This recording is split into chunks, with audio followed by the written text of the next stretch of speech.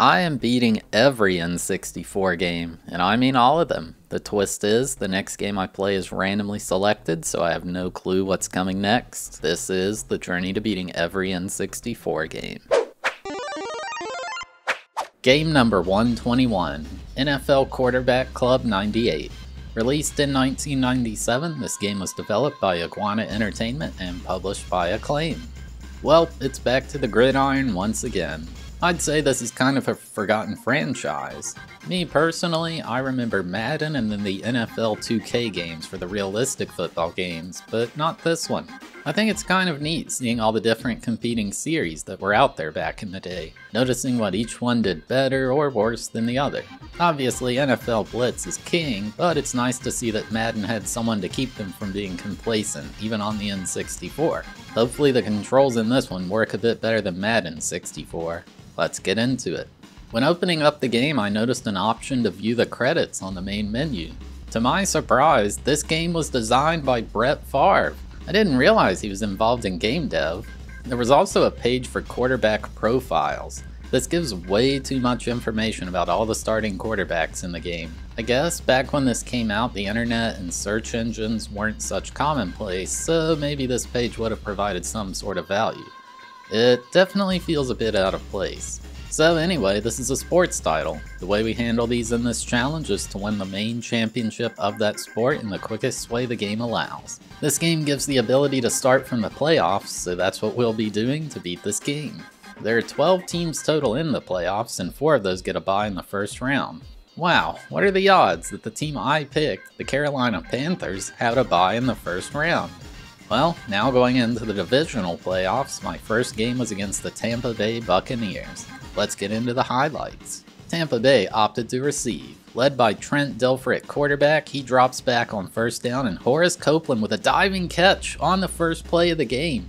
How did he hang on to that? If that's the energy we get on the first play, this is going to be a good one, folks. On the next play, Dilfer hands it off to Warrick Dunn, who's knocked down immediately for a loss.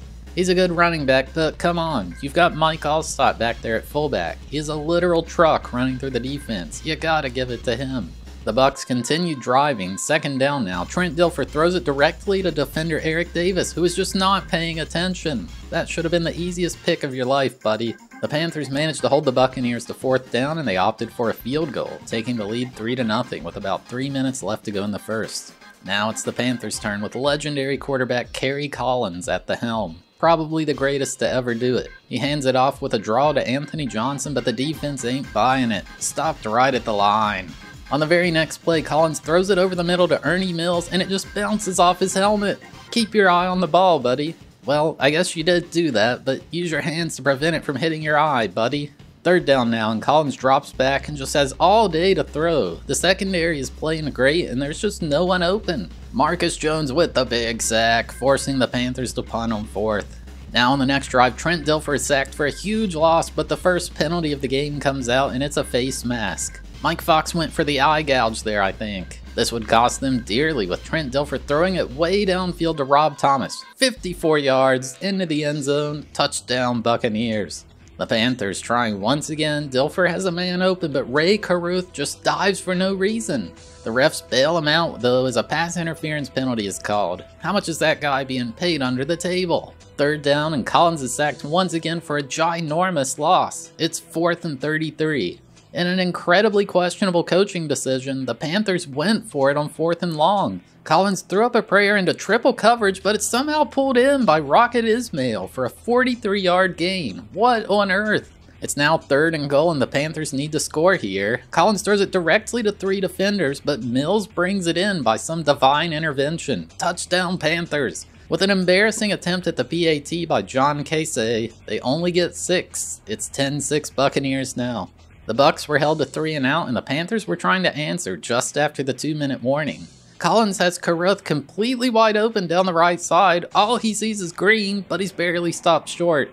2nd and goal, Collins hits Anthony Johnson on the out route, and he's in the end zone. But no, the refs say he's inches short. Who are they being paid by? The calls are being rigged for both teams. I've never seen anything like this. The Panthers were not able to get it in the end zone and opted for a field goal. Now 10-9 Buccaneers with under a minute to go until the half. But then, on the very first play of the next drive, Trent Dilfer throws a bomb downfield to Horace Copeland, and he connects 66 yards into the end zone. Horrible defense there by Tyrone Poole. They actually went for a 2-point conversion here to make it a 2-touchdown game, but did not get it. We'll see if that comes back to haunt them later. So at halftime, it's 16-9 Tampa Bay. Now into the third, the Panthers driving downfield, and it's 4th and 8. In a bizarre decision, they go for it on 4th. Collins has no one open and decides to run for it. Unbelievable. He's not known for his scrambling, but he gets 11 yards and converts. What great hustle. 3rd and long now, and Collins is taken off again. He's even got the ref there as a blocker from the rear. This is insanity. Kerry Collins with a 20-yard gain. Ultimately, they were held to a field goal, now 16-12 Tampa Bay. Trent Dilfer answers on the next drive with a 44-yard bomb to Copeland. Eric Davis just ran the complete wrong direction. What's he doing out there? They couldn't finish it off though and opted for a field goal, 19-12 Tampa Bay, early in the 4th. The Panthers need the score here. Collins throws it way downfield to tight end Wesley Walls. Literally 4 defenders in the area, but somehow it connects. Walls fumbles the ball though, but manages to recover. Whew, that was close. They continue driving downfield, running out the clock in the process. 2nd and goal now, and Wesley Walls drops a wide open pass that would have been a touchdown. You gotta hold on to that, man. What are you doing out there?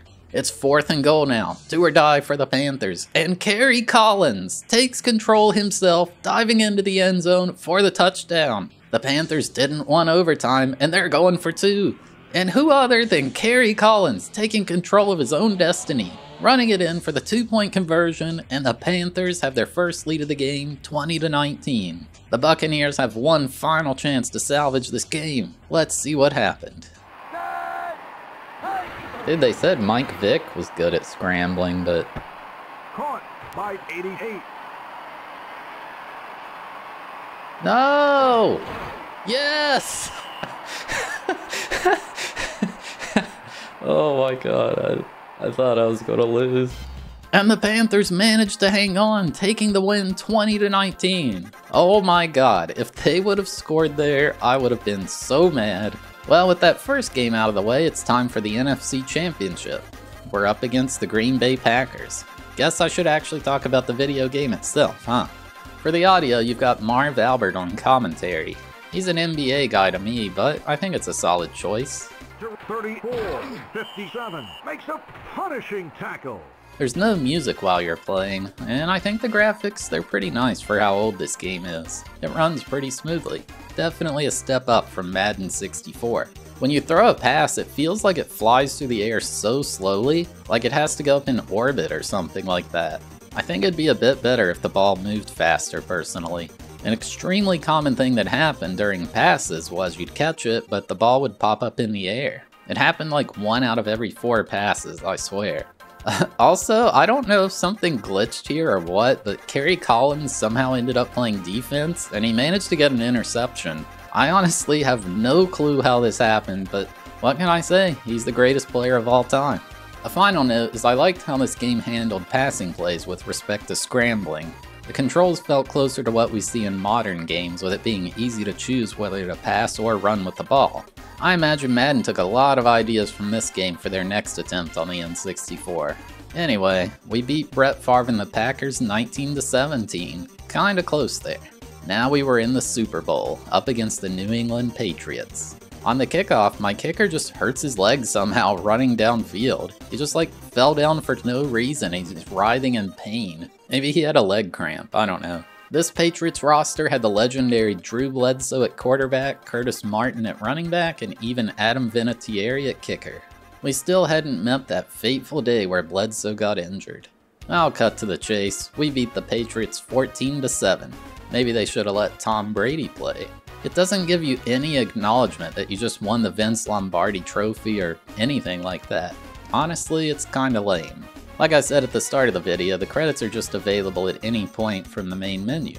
The game did have a few fun cheat codes to mess around with at the end. There was one that makes all the players squished or something. It's just a really weird camera perspective. I'm not sure what this is even supposed to be. A really cool one was a cheat to make the field into a minefield. While being much more dangerous, I think football would be a lot more interesting to watch if the game had this feature. You love to see Tom Brady get launched up into the sky, although the risk of injury would certainly be much higher. Rip Garrison Hurst. Of course, you can always play the game in sled mode. I don't know where the heck they got the idea for this, but I kind of love it. My personal favorite is a cheat that made all the players crawl. I absolutely love this animation, like it's just so ridiculous. Definitely recommend turning this one on if you ever decide to play this game. But yeah, that's about all there is for this one. Game complete.